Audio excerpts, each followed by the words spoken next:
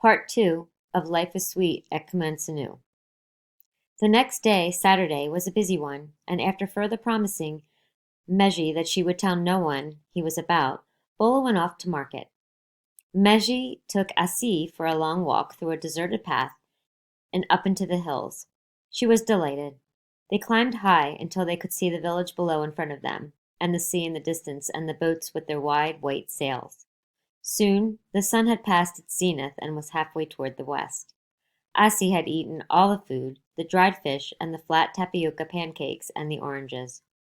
Her father said he wasn't hungry, and this had made the day perfect for Asi, who had chattered, eaten, and then played with her father's fountain pen and other things from his pocket. They soon left for home because he had promised that they would be back before dark. He had carried her down some steep boulders, and she had held on to his shoulders because he had said his neck hurt so, and she must not touch it. She had said, "Papa, I can see behind you, and you haven't got a shadow. Why?" He had then turned her around facing the sun. Since she was getting drowsy, she had started asking questions, and her father had joked with her and humored her. "Papa, why is your watch stopped at 12 o'clock?" "Because the world ends at noon." Asi had chuckled at that. "Papa, why do you wear a scarf always around your neck?" "Because my head would fall off if I didn't." She had laughed out loud at that, but soon she had fallen asleep as he bore her homeward. Just before nightfall, with his mother dressed in her best, they had all three, at her urgent request, gone to his father's grave, taking a secret route and avoiding the main village. It was a small cemetery, not more than 20 years or so old, started when the rural health department had insisted that no more burials were to take place in the backyard of households. Bola took a bottle of wine and a glass and 4 split halves of cola, each a half sphere, 2 red and 2 white. They reached the graveside, and she poured some wine into the glass. Then she spoke to her dead husband softly and caressingly. She had brought his son to see him, she said. This son whom God had given success, to the confusion and discomfiture of their enemies. Here he was, a man with a pensionable clerk's job and not a poor farmer, a fisherman, or a simple mechanic. All the years of their married life, people had said she was a witch because her children had died young.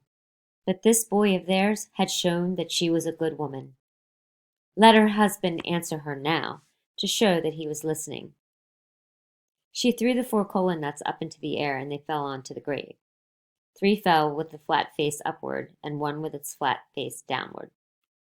She picked them up again and conversed with him once more, and threw the kola nuts up again. But still, there was an odd one, or sometimes 2.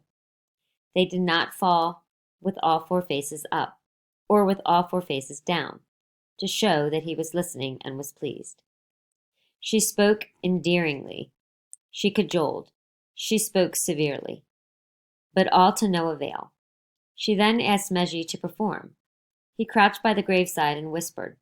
Then he threw the kola nuts, and they rolled a little, Bola following them eagerly with her sharp old eyes. They all ended up face downward. Meji emptied the glass of wine on the grave and then said that he felt nearer his father at that moment than he had ever done before in his life.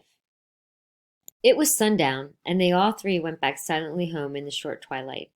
That night, going outside the house toward her son's window, she had found to her sick disappointment that he had been throwing all the cooked food away out there. She did not mention this when she went to say good night, but she did sniff and say that there was a smell of decay in the room. Meji said that he thought there was a dead rat up in the rafters, and he would clear it away after she had gone to bed. That night it rained heavily, and sheet lightning turned the darkness into brief silver daylight for 1 or 2 seconds at a time. Then the darkness again and the rain. Bola woke soon after midnight and thought she could hear knocking. She went to Meji's room to ask him to open the door, but he wasn't there. She thought he had gone out for a while and had been locked out by mistake. She opened the door quickly, holding an oil lamp upward. He stood on the veranda, curiously unwet, and refused to come in. I have to go away, he said hoarsely, coughing. Do come in, she said. No, he said, I have to go. But I wanted to thank you for giving me a chance. What nonsense is this? She said. Come in out of the rain. I did not think I should leave without thanking you. The rain fell hard, the door creaked, and the wind whistled. Life is sweet, mother dear. Goodbye, and thank you. He turned around and started running.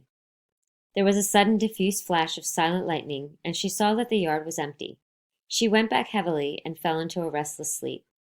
Before she slept, she said to herself that she must see Mr. Adai next morning, Sunday, or better still, Monday, and tell him about all this, in case Meji was in trouble. She hoped Meji would not be annoyed. He was such a good son. But it was Mr. Adai who came instead, on Sunday afternoon, quiet and grave, and met Bola sitting on an old stool in the veranda, dressing Asi's hair in tight, thin plaits. Mr. Adai sat down, and looking away, he said, The Lord giveth, and the Lord taketh away.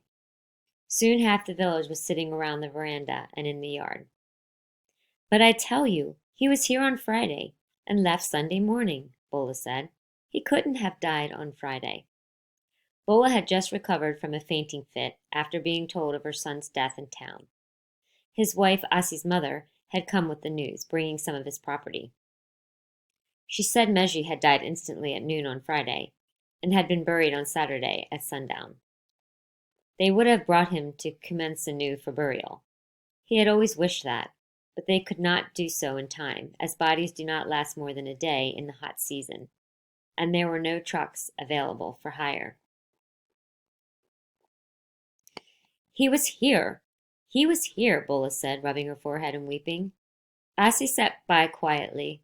Mr. Adai said comfortingly, Hush, hush, he couldn't have been, because no one in the village saw him. He said we were to tell no one, Bola said. The crowd smiled above Bola's head and shook their heads.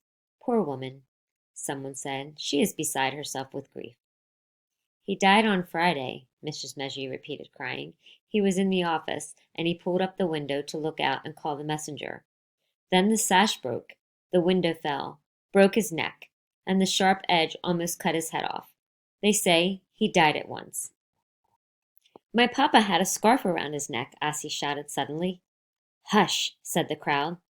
Mrs. Meji dipped her hand into her bosom and produced a small gold locket and put it around Asi's neck to quiet her. Your papa had this made last week for your Christmas present. You may as well have it now. Asi played with it and pulled it this way and that. Be careful, child, Mr. Adai said. It is your father's last gift. I was trying to remember how he showed me yesterday to open it, Asi said. You have never seen it before, Mrs. Meji said sharply, trembling with fear, mingled with anger. She took the locket and tried to open it. Let me have it, said the village goldsmith, and he tried whispering magic words of incantation. Then he said, defeated, It must be poor quality gold. It has rusted. I need tools to open it. I remember now, Asi said in the flat, complacent voice of childhood. The crowd gathered around quietly, and the setting sun glinted on the soft red African gold of the dangling trinket. The goldsmith handed the locket over to Asi and asked in a loud whisper, How did he open it? Like so, Asi said, and pressed a secret catch. It flew open, and she spelled out gravely the word inside. A-S-I. The silence continued. His neck, poor boy, Bola said a little wildly. That is why he could not eat the lovely meals I cooked for him. Mr. Adai announced a service of intercession after Vespers that evening. The crowd began to leave quietly. Musa, the magician, was one of the last to leave. He was now very old and bent. In times of grave calamity, it was known that even Mr. Adai did not raise objection to his being consulted. He bent over further and whispered in Bola's ear. You should have had his bones broken and mangled 31 years ago when he went for the 6th time, and then he would not have come back to mock you all these years by pretending to be alive. I told you so, but you women are naughty and stubborn. Bola stood up, her black face held high, her eyes terrible with maternal rage and pride. I am glad I did not, she said, and that is why he came back, specially to thank me before he went for good. She clutched Asi to her. I am glad I gave him the opportunity to come back, for life is sweet. I do not expect you to understand why I did so. After all, you are only a man. That's the end of the story, and now let's read about the author. Meet the writer, Abiosa Nicole, born in 1924, died in 1994.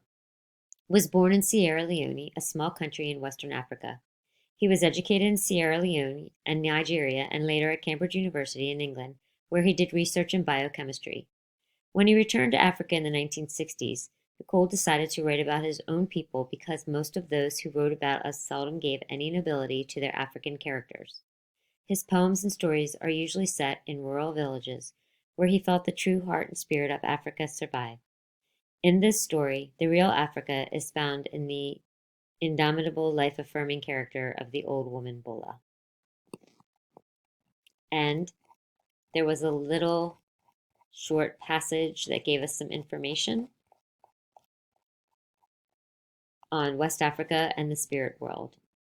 Traditional African religious belief varies from region to region, but within a region such as West Africa, many beliefs are shared.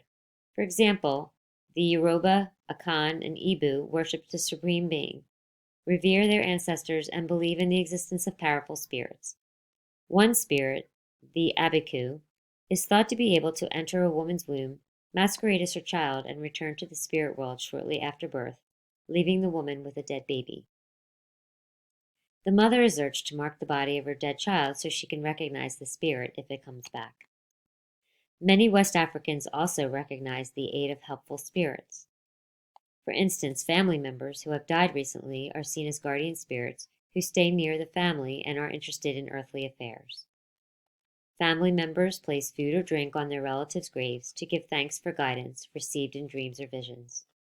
Traditionally, the Ibu, like Bola in this story, use kola nuts to communicate with the guardian spirits. They chant, Ndiche, ancestors, come and eat kola nuts.